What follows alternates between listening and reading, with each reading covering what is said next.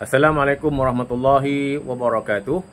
Tuan-tuan, puan-puan, bakal-bakal terutama Allah yang dimuliakan. Sekali lagi saya bersiaran di kebun saya, dari kebun saya di Kampung Perigi Jerneh, Rembau, Negeri Sembilan. Saya lontarkan soalan, boleh tak orang yang mengerjakan haji tamattu' dia buat sa'i haji sebelum wukuf? Soalan dia, kena faham kan dia? Boleh tak orang yang mengerjakan haji tamattu' melakukan sa'i haji sebelum wukuf? Kita tahu bahawa orang yang mengerjakan haji ifrat, dia masuk ke Mekah, dia niat haji di miqat Qarnul Manazil contohnya.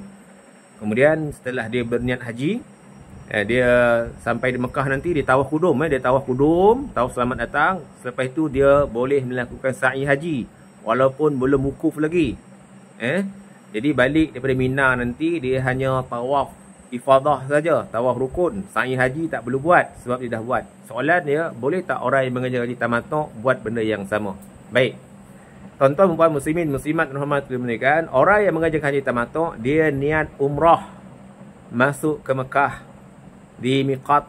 Contohnya dia miqatnya Qarnul Manazil, so dia berniat ihram umrah di situ, kemudian masuk ke Mekah nanti dia tawaf umrah, dia sa'i umrah, kemudian dia bergunting atau bersyukur, maka terhasillah tahlul umrahnya.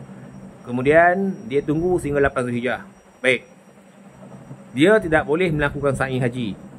Cumanya kalau orang yang mengerjakan haji tamattu' ini sementara nak menunggu 8 Zulhijjah sebelum berangkat ke Arafah, dia melakukan lawatan ke Taif.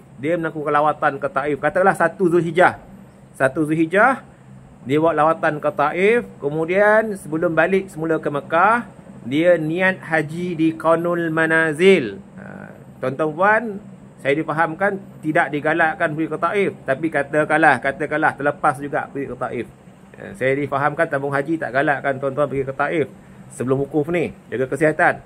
Katakanlah ada jemaah kita yang pergi ke Taif, dia mengerjakan haji tamattu', sementara nak menunggu 8 Zulhijjah, lambat lagi ni, dia buat lawatan pergi ke Taif. Tapi sebelum nak pergi ke Taif, kena lakukan tawaf wada'.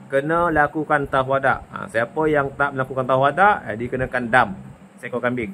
Jadi selepas tawaf wada', dia melakukan lawatan ke Taif, kemudian sampai di Qarnul Manazil. Sebelum balik semula ke Mekah, dia niat haji di Qarnul Manazil. Sahaja aku berniat mengerjakan haji dan aku berihram dengannya kerana Allah Ta'ala, so dia masuk ke Mekah, sunat melakukan tawaf kudum, kemudian dia boleh sa'i haji. Walaupun hajinya haji tamattu'. Haji tamattu' seperti ini tidak dikenakan dam, sebab dia berniat ihram haji di miqat asalnya. Ketika dia masuk ke Mekah itu, dia niat umrah di Qarnul Manazil, kemudian dia niat haji pun di Qarnul Manazil juga. Dia berbeza dengan haji tamattu' jemaah yang lain. Dia niat haji di hotel penginapan. Yang dia istimewa sikit, dia niat haji di Qarnul Manazil, masuk ke Mekah, dia tawaf kudum dan dia boleh sa'i haji. Sama macam orang yang mengerjakan haji ifrat. Jadi balik daripada Mekah nanti, dia balik daripada Mina nanti, dia tak perlu sa'i haji, dia cuma tawaf saja, tawaf ifadah. Jadi cuma lamalah larangan ihramnya. Bila dia dah berniat haji di Qarnul Manazil, di masjid tu, kemudian balik semula ke Mekah, samalah dia macam orang yang mengerjakan haji ifrat, dia kena jaga larangan ihramnya sebab dia dah berniat ihram haji daripada 1 Zulhijjah tu. Sampailah dia nak berangkat ke Arafah, sampailah dia melontar jamrah kubra, dia bergunting, maka terhasil tahlul awal.